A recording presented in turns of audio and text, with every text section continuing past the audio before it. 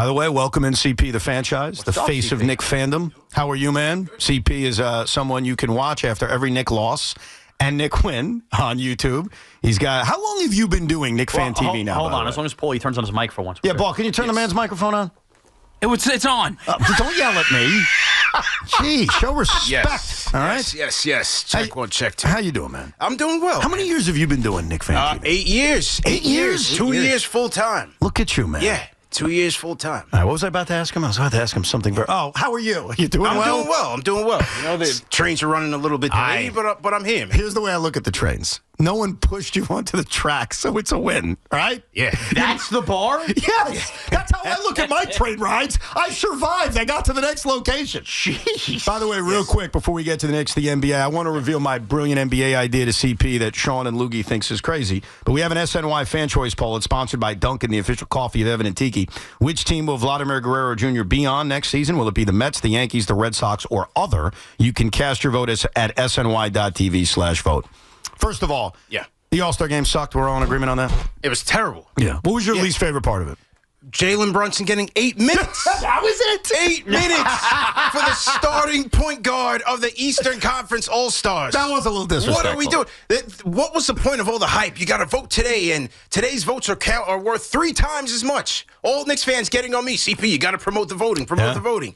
And he gets 8 minutes in the game. You're right. But look at the bright side. Like, there is risk of injury, so there's a less risk of injury. Right. And you know about the Fibs minutes police. Less minutes for the All-Star game. Right. So that's good. That's a positive. Listen, man, as Tommy says, Jalen Brunson is a dog. He's the captain. Nah, he can is. handle it. He is You know? tremendous. Yeah. I look at it this way. I watch a ton of regular season games. I don't mind the All-Star break being my vacation. Like, I don't need the All-Star game to be amazing, but yet everyone talks about how to make it better. My attitude is there really isn't any way to make it better. We're able to watch every star. We're able to watch every team. I don't know personally if there's really any way to make All-Star weekend what it was when we were kids. Well, the first thing you do is get rid of all the entertainment that they fluffed into. You didn't like TNT. Kevin Hart making jokes in the middle of the game? That was doomed from its inception. When I heard they were bringing on Kevin Hart to MC this thing, I said, oh, they're going way over the top. They wedge in the Mr. Beast thing. They wedge in the tribute to TNT. We didn't need any of it. Sorry, when you said Mr. Beast, my son's like, I'm what's sorry, wrong little with man. I'm Mr. sorry. Beast? My son loves Little Beast too, Mr. Beast too. When he saw him, he lit up. That's rejected, yes. That's when our kids actually watched the game. Correct, So correct. it helps serve that purpose. But every time they cut to the break and they went to these little intermissions, you forgot about all the basketball that you saw previously. So you missed out on the whole thing. Secondly, all the players have mailed it in. LeBron sent the message. Yep. Stephen Curry in his own backyard didn't do any three-point contest. He sent Draymond Green out there to brick it up. And Moses Moody for the skills challenge, right? Super skilled. The Joker says nobody's going to play hard. I'm just focused on the championship. This is a guy who's going for his 4th MVP, who they've been trying to build a league around. They can't build a league around him. He doesn't care. Anthony Edwards skipped the game. That's a troubling sign, man. Do you think if they did something with the Joker like hockey's tried to do where it's more international versus the U.S. stars that might get them to care at all? Absolutely. Because country pride is a big deal for these guys, for a lot of these guys. You know, just like the World Cup, just like the Olympics. Yeah, the only thing, the reason why I don't even think that would work is because I think people have pride playing for their individual country. Right. If you took all the international players and said you're in a group called the world, No, do they really have pride in that? No, not a USA versus the world format. But if they had time to do like what the NHL did with the 4 nations, which is a fantastic idea. Yeah. I mean, USA versus Canada, they dropped the gloves. You had the tariff brawl in the opening. I mean, that was amazing. That was amazing. But with the NBA, I think it might be the ship might have sailed. I want to give you an idea I've had for many, many years, and I think it makes sense. And it comes from a place where I love the sports. I'm not one of those casuals who are like, oh, you should change the league like this. Sean thinks it's the worst idea ever. Tommy thinks it's the worst idea ever. I trust you. Yeah. I do. Okay. Okay? So I want to give it to you. And it's not that original. Maybe you've heard it before. I'm sure people have thought about this. And that is when the NBA playoffs start, we go 1 through 16. And we scrap the conferences because I don't think the rivalry between East and West exists at all other than Lakers Celtics from a million years ago. And I like the idea of your team, the New York Knicks, who they're title contenders, possibly playing the Celtics in an NBA Finals. Or even playing the Thunder earlier than an NBA Finals. I think that the rivalries kind of Like, I like the idea of a rival playing for a championship. And I think with travel these days, it's not as bad because that would always be an issue. Well, how could the Knicks play the Lakers in the first round? There's a lot of travel. Shut up. They're on first-class airplanes. It's not a big deal. I love the idea of 1 through 16, put it in a bracket, and let's go. What are your thoughts on that? It'd be interesting. Because, as you said, there are no rivalries anymore, right? The Knicks versus Celtics rivalry, there isn't anymore. Knicks versus Hawks is more fan-fabricated. Pacers, Knicks versus Pacers. Yeah, you have the Halliburton, Brunson stuff, but it's really not, you don't have those battles anymore that you used to back in the days. I think there'd be an interesting twist. But I think overall the playoffs are entertaining. You have the play-in tournament that's been pretty entertaining over the last couple of years. You saw teams like the Miami Heat, the Los Angeles Lakers make it all the way to the conference finals, and in the Heat case, they made it to the finals out of the play-in tournament. You have guys like, the Detroit Pistons headed for their first playoffs in a long time. You got to give J.B. Bickerstaff and those guys a lot of credit. And so, if you mix it up 1 through 16, just the 16 best, I think it would be a little bit interesting there just to switch it up.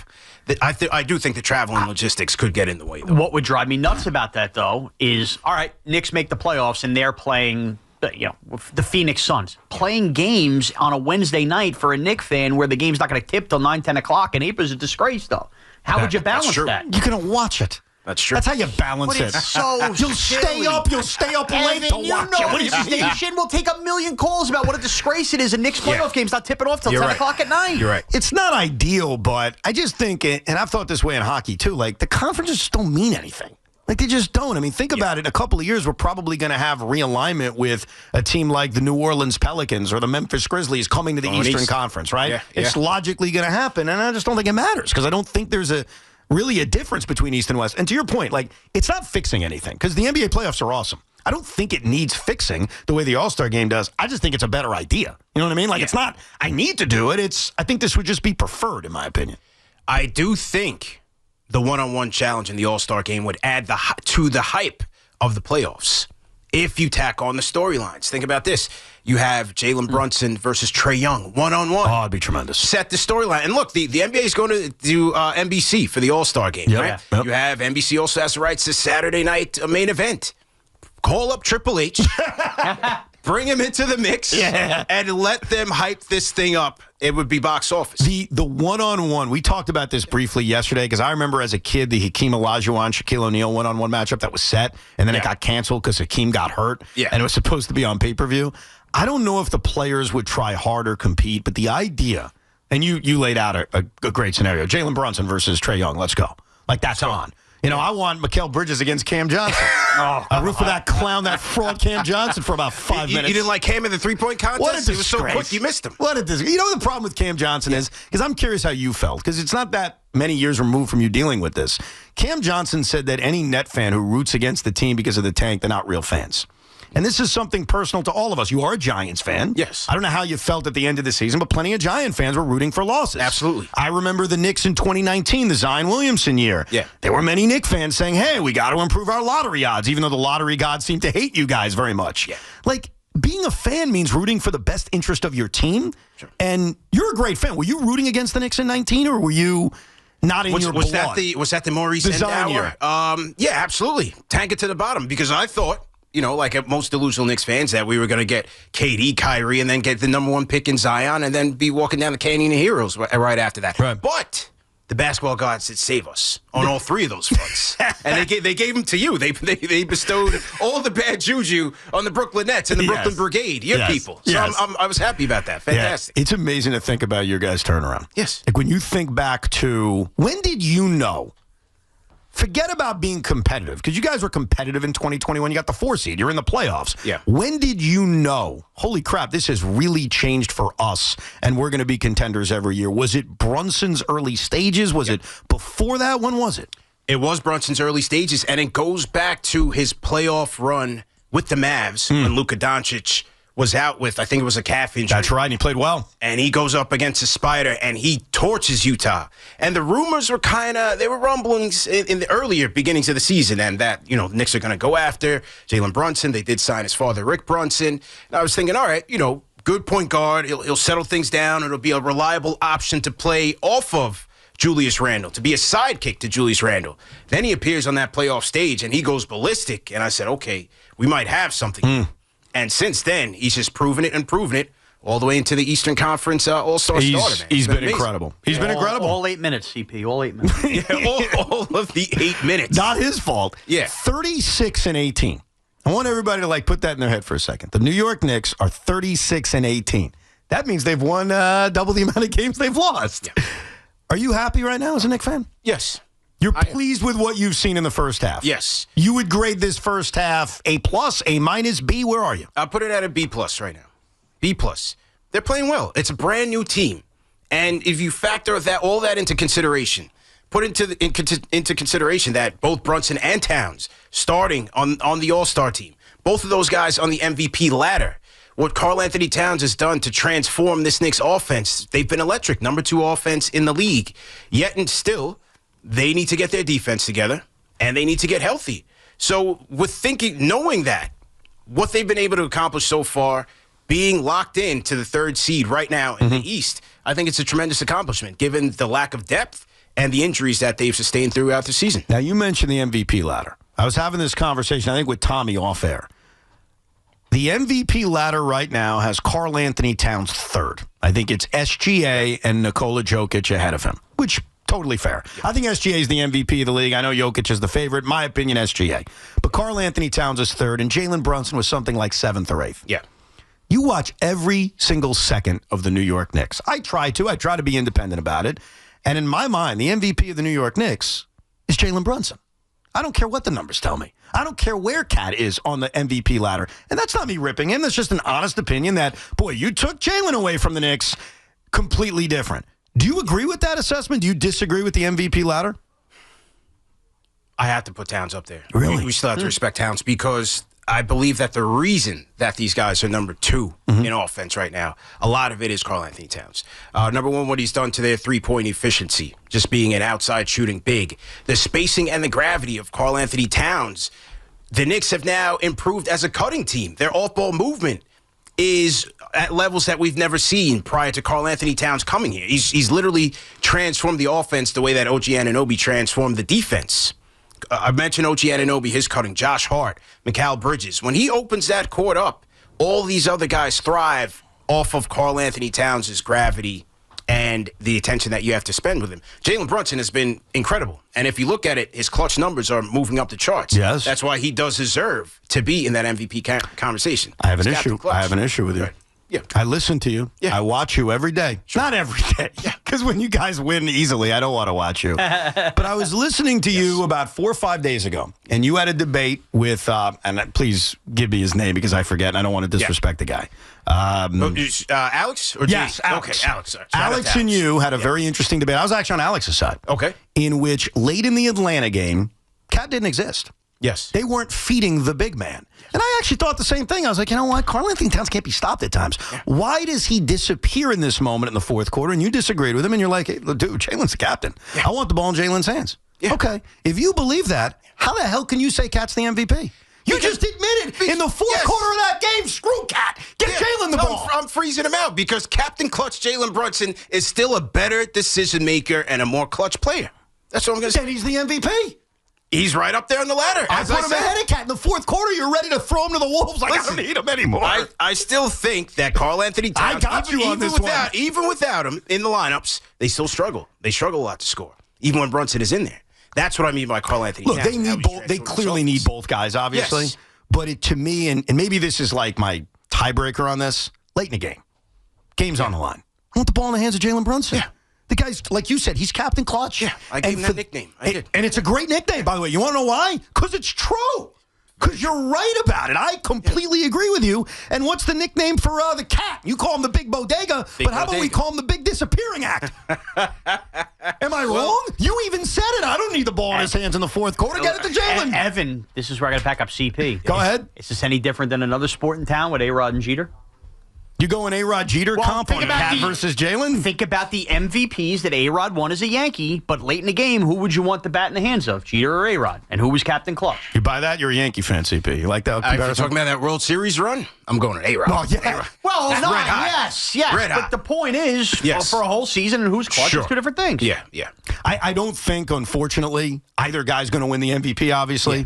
I think it's SGA. You, Jokic, or SGA on I'm going with SGA. Yeah, I'm going with SGA. I'm with you. Best team, best play. I mean, just sometimes it's the default answer. Plus, I give him the victory for basically being pissed off at Kevin Hart in the middle of that All-Star game and telling him, can you speed this up a little bit? How about that? They put Kevin Hart up there. They already have an issue. They're like, oh, ratings might be an issue. You have Kevin Hart up there destroying the league's MVP and his new shoes. So the Nike and the Converse execs must have been, thrilled with their new product being shown to the fans, and Kevin Hart just calling them mustard-colored shoes or something like that. The best part about our discussion on Cat and Jalen Brunson is this is the world you now live in, this first world issue of comparing two guys and who's more likely the MVP. Yeah. We've come a long way, man. You've come a long way. Yeah. I've gone the other way, so I see it from a distance. Yes.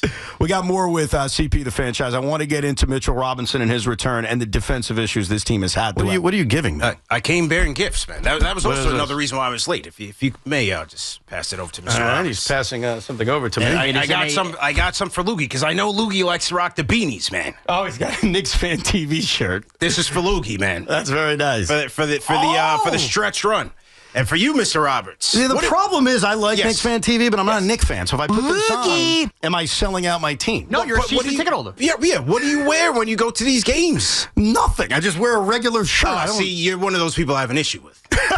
I have an issue with those type of people. Show up to the games, they're just in like regular, the button downs, a little sweater. It's still Mets colors. I'm gonna go to my next Knicks game is Knicks Warriors. I want to see Steph a little bit. There you go. And Draymond, your buddy. Yeah. I'm gonna wear this to the Knicks game, but it doesn't make me a Knicks fan. Correct? No, it makes you a fan of KnicksFanTV. That's right. That's right. All right, I appreciate that. Dribble.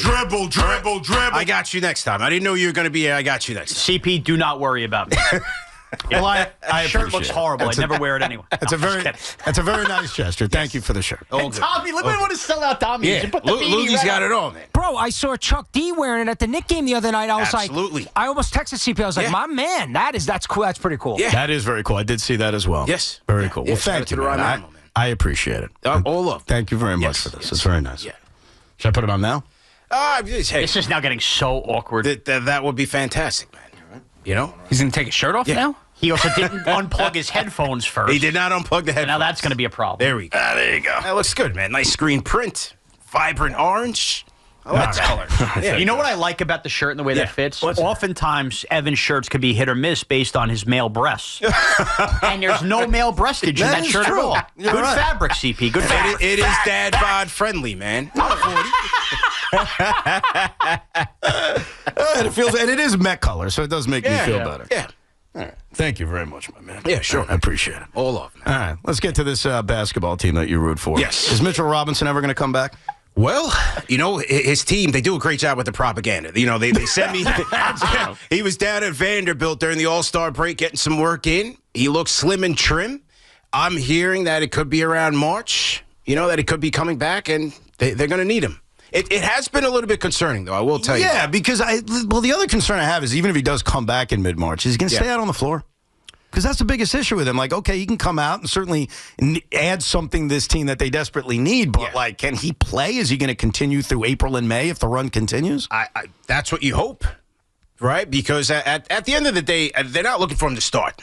They're not looking for him to start and log major minutes like the rest of these guys are doing. But Mitchell Robinson, you're looking for him to fill that role right now. That's kind of filled by Ariel Hukporti. A couple minutes with Karl Anthony Towns. That's James Dolan's favorite player, Ariel Hukporti. Yeah, he gave him the stamp of approval. But you want to see that Twin Tower lineup with Karl Anthony Towns, because with Towns at the 5 right now, they are not a championship contender. They're just not. And they will only, after Mitchell comes back, play the Sixers once, and Embiid probably won't play, so no sharpshooters. That's right. Yeah, but you see, that's basketball karma. Yeah. You see what's happening with Joel Embiid. Oh, yeah. That was a dirty play. He re-injured the guy. I agree. It was a dirty play. He's a dirty player. That's correct. Like, when I saw it happen. Guys, he beat Bell's palsy. No, just calm down. Give him a little credit.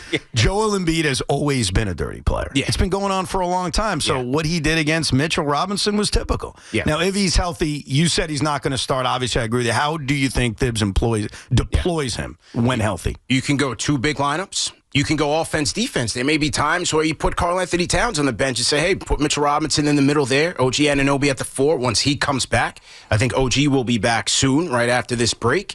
And it gives the defense a much-needed boost because now you have Wingstop, which is Josh Hart, Cal Bridges, who's playing much better defense. Yeah, he has been, absolutely. And OG Anunoby, he's your wild card. He's your guy who's going to get super aggressive.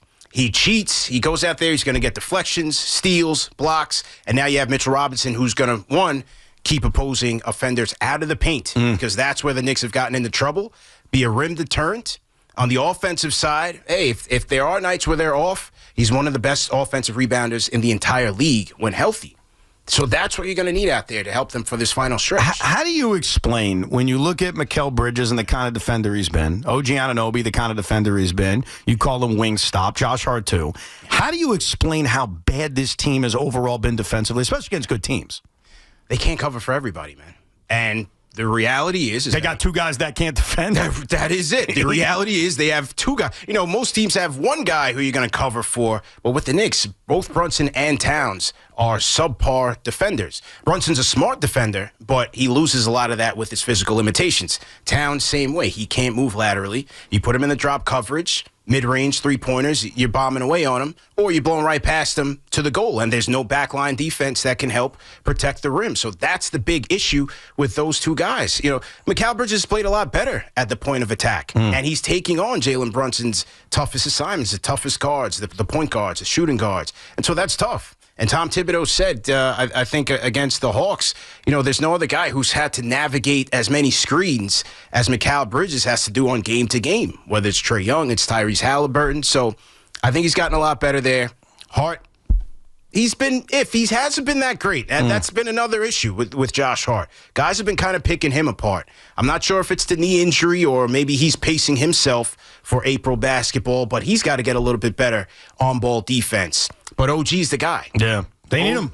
OG is the guy. And the tricky thing is first of all, your two best defenders who are going to help this team achieve their goals are their two injury-prone defenders. Well, that's how things can go sour real quick. That's how it can go sour. I mean, we saw last year with the health, and there's no way to ensure that you're going to be healthy. We could sit here all day talking about minute restrictions. That doesn't guarantee that these guys are going to be healthy when it matters the most. No, and that's the debate that I have with the fans who turn into orthopedists and scientists and all of that. Like, you can't determine that. You had Precious Achiuwa, Deuce McBride, and Campaign all missing time in the preseason and missing regular season time with soft tissue injuries and things of that nature. It's hard to predict, but I do think with OG Anunoby, with his track record, I do think that they need to limit him a little bit. Yeah. Oh, clearly. I mean, because I was looking at this right before his injury. He had played so much this season. He had played every game. You look at the minutes he had played. He had already played the third most minutes in his NBA career just based on the fact that he was healthy this season and he was playing big minutes. So he was already kind of exerting himself in a way that he hasn't been used to. Yeah. They're in a tricky spot because that's a $200 million investment. And so we'll see in March 1st if they have enough money to afford a guy like a TJ Warren. If he comes up, can he get a couple minutes a night to spell these guys? Beyond this year, I think they need to hope a guy like a Pacome Dadier can emerge in his sophomore year. He's a wing, right? So to give these guys legitimate time on the bench and be confident that your bench players can deliver. So Tibbs wants to trust these guys. Now you mentioned the buyout market. Yeah. They can't sign anybody who had a salary of more than, I think, $12.5 million. Right. They also can't sign, let's say, if my team waived Bojan Bogdanovic and he's healthy, they also couldn't sign him because you guys traded him within a year. Yes. So he's not an option. So you mentioned TJ Warren. Who are the other buyout options that the Knicks could possibly pluck up? Well, you have TJ Warren. You have a guy like Chuma Okeke, who was with the G League Westchester Knicks. He signed with Philadelphia and then was just waived. So those two guys, they know the system, they know the program. Those are guys who they can sign. And the reason why March 1st is a key date is because that's when the vet minimum contracts are prorated enough where they can afford these guys. They're $533,000, I think, close to that second apron. So they have to wait until March 1st to be able to get these guys. And it's kind of tricky because this is why I hate the CBA, because you have a team like the Boston Celtics who are far and away above the second apron.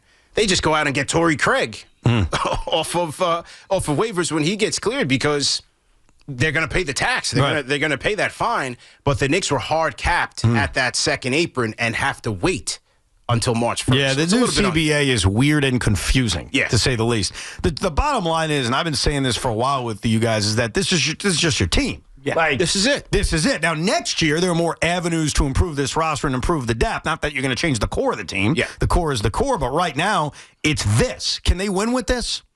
We'll have to see what happens when Mitch and OG come back. What do you think, though? I think they can get to the conference finals. So you think they can get there? You think they can beat Boston?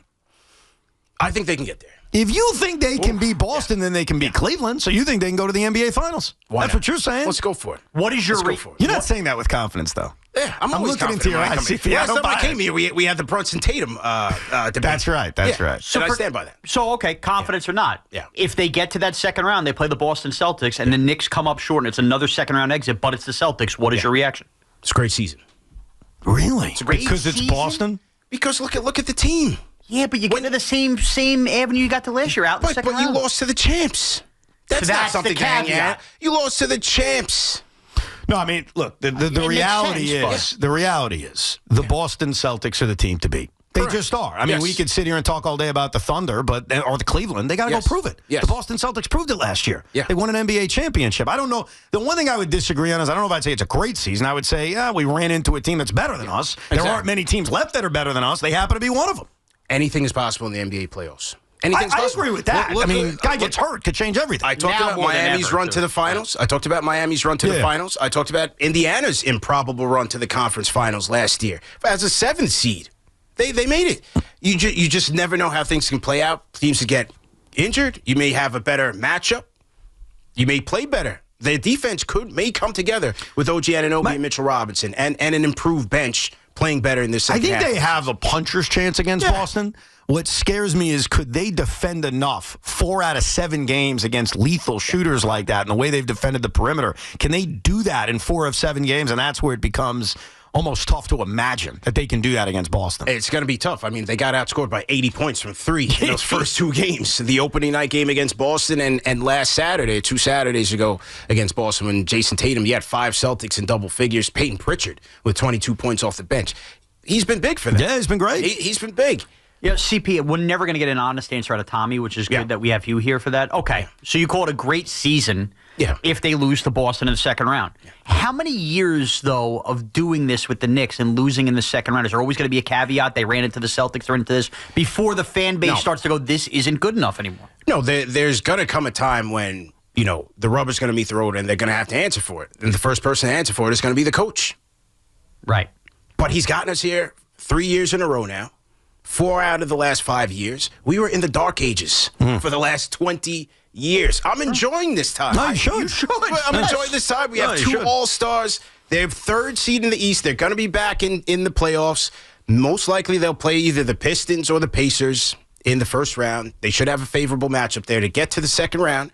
And for these next 28 games, it is about seeing how this team improves defensively. It's all about the defense because I know in a close game, Captain Clutch is going to deliver. He's done it 2 years in a row now, and he can do it again. Yeah, you are in that spot where you're kind of locked in at 3. Yeah. Like you're not dropping to Indiana, especially after that big win last week.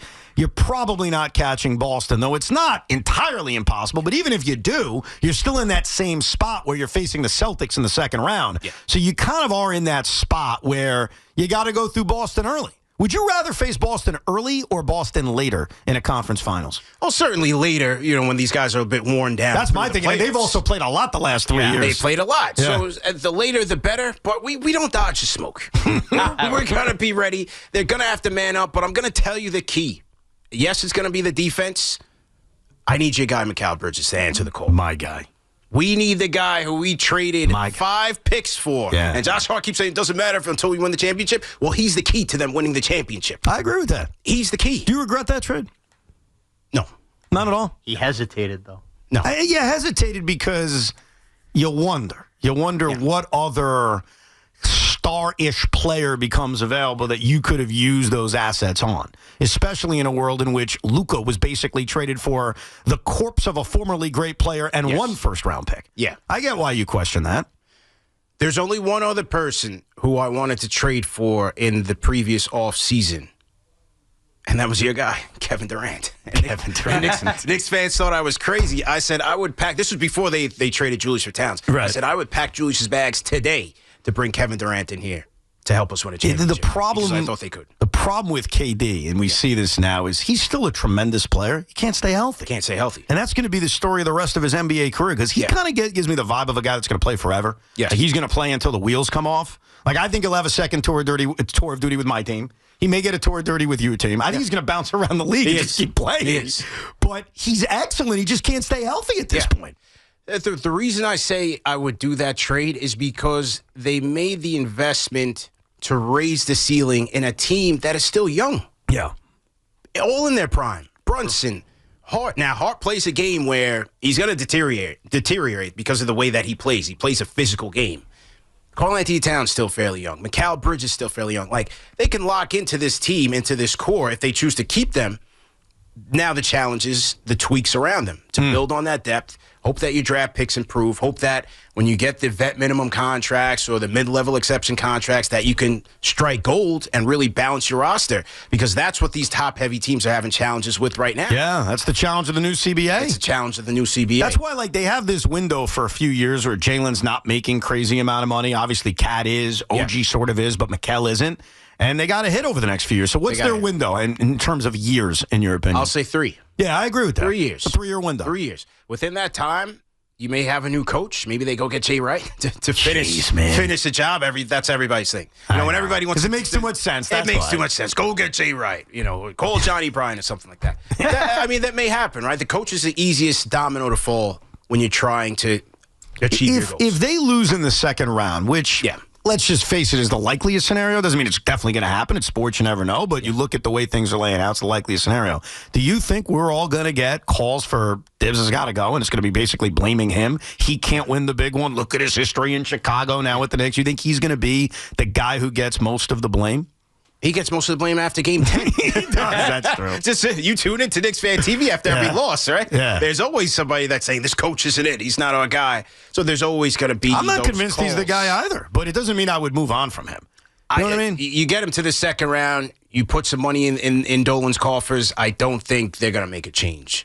Now, the next year puts more pressure on him. Every year. Every year there's more pressure. Every year there is. It's weird. Like, he's a hell of a coach who deserves a ton of credit. He's the best coach you've had since Van Gundy. Absolutely. I mean, I like Mike Woodson. No disrespect to him. He did a nice job. But, I mean, Tom Thibodeau has surpassed him. But I do kind of wonder, can you win a championship with him? I mean, you look at his time even in Chicago. You look at his time here. Like, he's had some great regular seasons, but the questions become, can you win the big one with him? And I think that's absolutely a fair question to ask. I just don't know when you pull the trigger on something like that, when you make that kind of major change, because then you got to find someone who you think can put you over the finish line. And I'm sorry, I love Jay Wright. Are we convinced Jay Wright can do that? They did in college. He's going to do it in the NBA? It's an incredibly, that's one of the hardest parts, including rounding out the team. But it's a valid question. Like, when you look at other coaches, like even a Missoula or a Spoelstra, their ability to adapt, their ability to adjust in game, and adjustments and adaptability also relies on your players. You need the players with the IQ and the ability to adapt on the fly. But those guys can change the tone of a game, and it's not really clear if Tibbs can do that. He's a very rigid coach. He has a game plan. Yeah. He always keeps his guys prepared, but can he switch things up in a dogfight against Boston in a 7-game series to give his team an advantage? I think that's where he's going to be questioned. Who of these, assume you're the 3, Detroit, Orlando, could still be Milwaukee, I guess. Yeah. Which team would give you the most nerves in a first-round series? Orlando's tough because defensively they play a physical brand of basketball. Yeah. They can't match the Knicks from a firepower standpoint, even though Paolo and Franz and those guys, they're going to be good. They're on the rise. They still need another scoring point guard to, I think, put them over the top. But where they can give the Knicks problems, and where they have given the Knicks problems over the last 2 years, is their ability to, one, match the Knicks in size. They can rebound well, and they play great defense under Jamal Mosby. They were physical defense. Dealing with such injuries earlier this season, and they're sitting 2 games under 500, which is kind of surprising. All right, CP, we appreciate it, my man. My guys. Thank you very much. Take care, man. CP the Fanchise. You can watch YouTube after Knicks wins or losses. And a big weekend, Cavs Celtics for him. And speaking of the Cavs, the #1 watch party for the fans by the fans is back at nice. Slate. Yes. Oh, good. You guys would like to come. All right. When is that? You come this Friday. This Friday at 5:30. Slate NY. You don't want me there. If you bring your shirt, you can come. I gave that to you as a opening act there to come to the watch party. We got a little Papa Shot, a little pool table. Papa Shot. Yeah, a little. I'm a legend at Papa Shot. Yeah. I don't know if you know this. Like, I beat anybody. I know I don't look very athletic, and I'm not. But in Papa Shot, I dominate. I beat Tiki Barber. I doubled his score. We played Papa Shot. I doubled his score. He's a football guy, though. So by beating Tiki, he proclaims he beats anybody. Yeah, that's right. That's Well, right. it's Tiki Barber. He's a former professional athlete. How many former professional athletes have you beaten in Papa Shot? Yeah, Nobody. exactly. Nobody. Thank you. All right, CP, we appreciate it. Bye, Take guys. care, man.